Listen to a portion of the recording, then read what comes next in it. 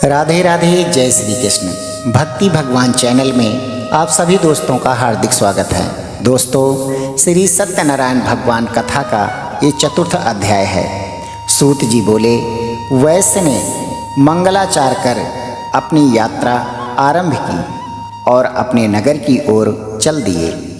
उनके थोड़ी दूर जाने पर एक दांडी वेशधारी श्री सत्यनारायण ने उनसे पूछा, हे साधु, तेरी नाव में क्या है? वाड़िक हंसता हुआ बोला, हे दांडी, आप क्यों पूछते हैं? क्या धन लेने की इच्छा है? मेरी नाव में तो बेल के पत्ते भरे हुए हैं। वैश्य के कठोर वचन सुनकर भगवान बोले, तुम्हारा वचन सत्य हो। दांडी ऐसे वचन कह वहाँ से दूर चले गए। कुछ दूर जाकर समुद्र के किनारे बैठ गए।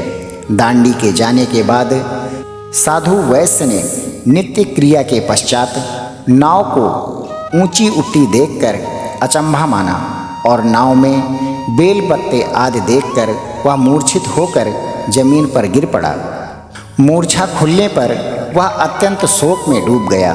तब उसका दामाद बोला कि आप शोक न मनाएं, वह दांडी का श्राप है, इसलिए हमें उनकी शरण में जाना चाहिए, तभी हमारी मनोकामना पूरी होगी।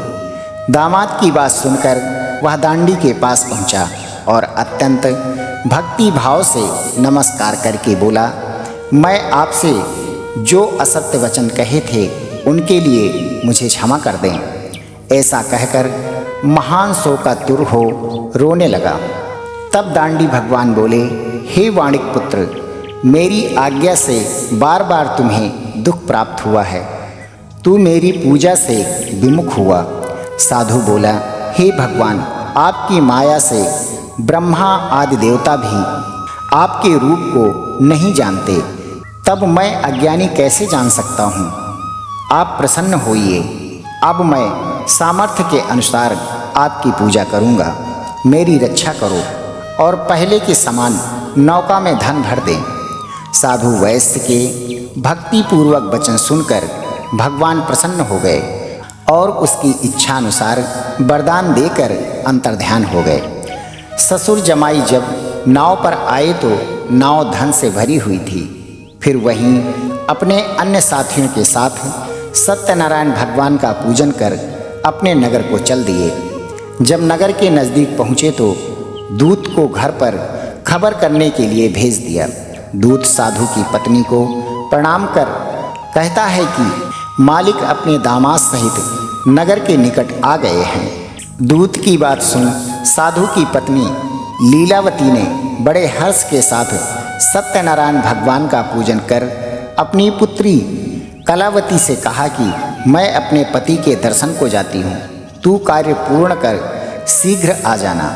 माता के ऐसे वचन सुन कलावती जल्दी में प्रसाद छोड़कर अपने पति के पास चली गई। प्रसाद की अवज्ञा के कारण श्री सत्यनारायण भगवान रुष्ट हो गए और नाव सहित उसके पति को पानी में डुबो दिया। कलावती अपने पति को वहां ना पाकर रोती हुई जमीन पर गिर गई।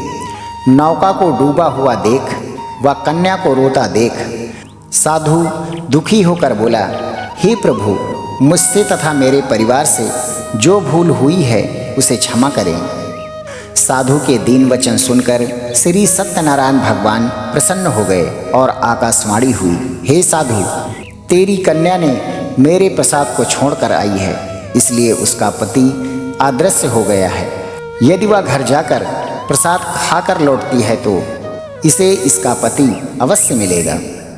ऐसी आकाशवाणी सुनकर कलावती घर पहुंचकर प्रसाद ग्रहण करती है और फिर आकर अपने पति के दर्शन करती है। उसके बाद साधु अपने बंधुओं सहित श्री सत्यनारायण भगवान का विधि विधान से पूजन करता है तथा इस लोक में सुख भोग व अंत में स्वर्ग को जाता है। इत श्री सत्यनारायण व्रत कथा का चतुर्थ अध्याय समाप्त हुआ। पांचवें और अंतिम अध्याय की कथा भाग 5 में। वीडियो कैसा लगा आप हमें कमेंट करके ज़रूर बताएं और अगर वीडियो अच्छा लगा हो तो लाइक, शेयर और सब्सक्राइब जरूर करें। धन्यवाद दोस्तों, मिलते हैं एक नई वीडियो के साथ। तब तक के लिए श्री सत्यनारायण भगवान की जय।